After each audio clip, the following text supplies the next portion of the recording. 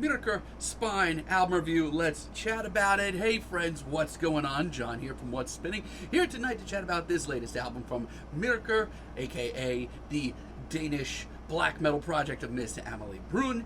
And over the years, to say that she's gotten some polarizing reviews would be putting it lightly. And you know what? To an extent, I did get it at first. The self-titled EP that Amelie put out under the Myrkur name, it's not very good at all. But her full-length debut album, M, this thing I actually thought was really underrated. It's an album that I really love. It is just a sprawling, spiraling black metal project with angelic highs and guttural lows. It is really, really good stuff. Now, her follow-up album, which is, I believe it's pronounced Murrah, right? I don't really know. I'm sorry. There's going to be a lot of mispronunciations here in this review.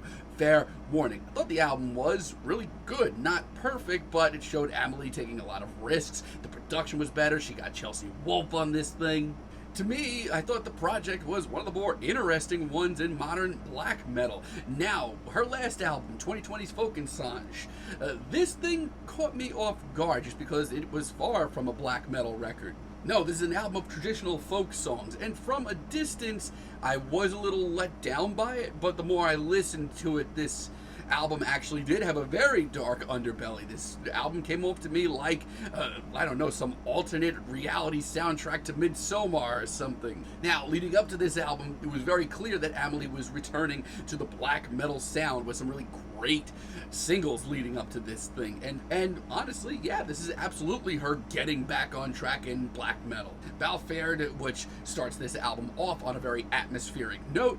It's quiet. I loved how this track builds. I loved just the strum guitars and the intense drums in the background. The strings as well are a really nice touch. And it is dark. It is really freaking dark. And I love that. It's atmospheric, it's wintry, it puts me in the mood to listen to a Myrkur record. Like Humans is really good too. I'm just impressed with the amount of atmosphere on display here. The pacing is great, and I love her showing restraint by really taking her time going and blasting off into a black metal track. The way this track builds and builds around Amelie's vocals is actually a work of art in itself. I mean, is it the heaviest thing in the world? No. As a matter of fact, for black metal standards, this album isn't the heaviest thing I've heard. But it's visual, it's epic, and it's a great blend of just intense at times, but beautiful at the other times. It's a very Myrkur track. And you do have to sit with it. It's a very pensive track, but it is worth it. Mothlike is really great too. Like I said, this isn't the heaviest thing that Amelie has put out under the Myrkur name, but it's very dark fantasy. It still does have that big, bold black metal spirit though, even though this is still more of a folk track. And people are going to hate me for saying it, and people are going to be very alienated on this, but I like the synth work here. I like it on a lot of tracks on this album. It progresses nicely, it's super visual, I'm a happy boy. There's a great deal of drama as well. Overall, I almost get the feeling that while I like this album, this might just be Amelie's most polarizing release yet. That's saying something, but I do really like it, and it does have that black metal spirit, especially in that soaring guitar solo.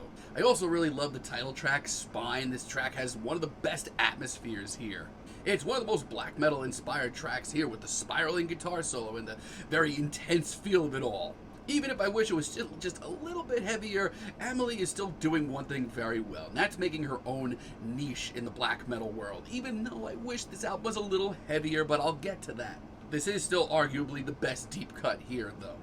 Now, I am underwhelmed with a couple of things here. First of all, the length of this album. This very easily could have been longer. It's been quite some time since we got a black metal project from Amelie, and this is a really short album. It's only 9 tracks, barely over 30 minutes. I could have used a little bit more material here.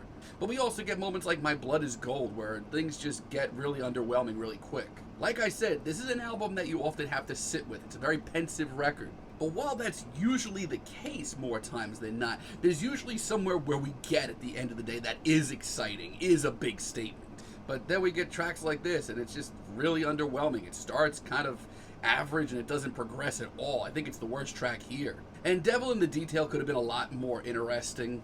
I do like the pacing here, just how brooding it is. Also, the bulkier riff that we get is pretty cool. But lyrically, this track is all over the place. There are some moments that are really, really cheesy, almost bordering like Nightwish territory. Ugh. But then there are more subtle moments where just how intensely atmospheric and just wintry this track is that I get the chills. It's okay.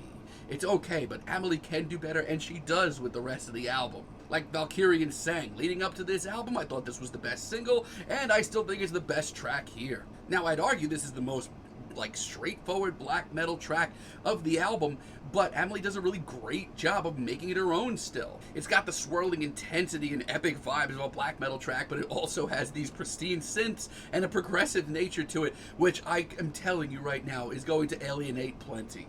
But for me, it's actually really thrilling, and the final moments of this track, like the last minute, might be the most exciting minute of this entire record. If you're a black metal purist, you're not going to want to miss Blazing Sky. I think it's probably the best deep cut here. I love how pensive and bulky this is. This is a very different flavor than the rest of the album. I love how mysterious this track is, which is made doubly, no, triply so by the synthesizers that are here. Yes, they do have a place. And from a performance stance, I would argue Amelie hasn't sounded more confident than she does here.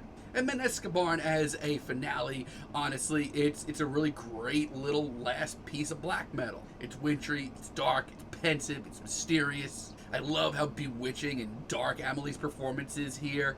This, alongside the very stripped down atmosphere with this acoustic strumming and the wintry atmosphere around her, it's really compelling stuff. It's graceful, it's dark, it's a really solid finale. So, yeah, this is a very solid record from Amelie under the Myrkur name. I'm really excited to hear her back in the black metal field and putting out material like this, even if I wish it was just a little bit heavier. She's still making her own niche. She still has a lot of interesting ideas that are going to alienate plenty, but I do wish this album was longer, and I do wish that those one or two tracks were just not nearly as, I don't know, underwhelming as they could have been. It's a fine release from Myrkur. I still know that she could do more, though. I'm feeling a very strong 7 on this album. Let me know what you all think down below. If you liked the video, be sure to give us a like, give us a subscribe, and let me know down below what you would like for me to chat about in the future. And until next time, have a great day, friends.